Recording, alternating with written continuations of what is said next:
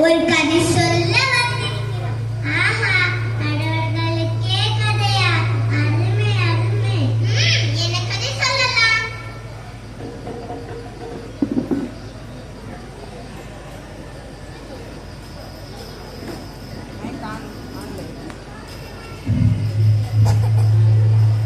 நீதி கதையா, தந்திர கதையா, இல்லற கதையா, நகைச்சுவை கதையா, கற்பனை கதையா, வஞ்சக கதையா? ஐயோ ஐயோ, நம்ம நண்பர்களை பார்த்தா நீங்க சொல்ற கதைய கேட்க வந்தவங்க போல வருது. அப்போ என்ன கதை தான் சொல்ல?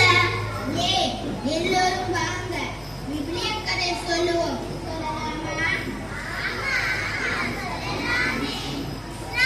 என்னும் ஒரு நாட்டுல அனனியாவும் சப்ராவும் கணவன் மனைவியார் சந்தோஷமா வாழ்ந்து வந்தாங்க. அவங்களுக்கு பேச்சுல பிடிக்கும், திருத்தூதர்களே பிடிக்கும்.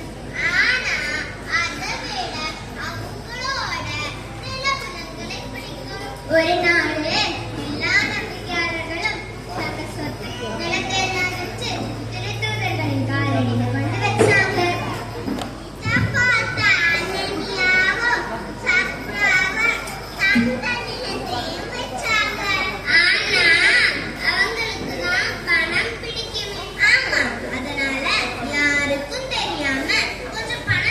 ஒளிச்சு வச்சுட்டு மீதிய திருத்தூதர்களின் காலடியில் கொண்டு வச்சாங்களாம். இத பேதுரு கண்டுபிடிச்சிட்டார். அனனியாவை கூப்பிட்டு, நீ நிலத்தை விற்ற தொகையில் ஒரு பகுதியை உனக்கென வைத்துவிட்டு தூய ஆவியாரிடம் ஏன் போய் சொன்னாய்? அது மட்டுமா? நீ மனிதனுக்கு எதிராக மட்டுமா, கடவுளுக்கு எதிராக அல்லவா போய் சொன்னாய் என்று கேட்டாரு. ஐயா பாவம், இது கேட்டா நானே பத்திரிக்கையிலிருந்து நடந்து இது பார்த்த எல்லோருமே பயந்தே போயிட்டாங்க. அதனால உடல் எடுத்து அடக்கம் பண்ணாங்க. அடுத்தது ஒரு 3 மணி நேரம் கழிச்சு அவங்க மனைவி சப்ரா அங்க வந்தாங்க.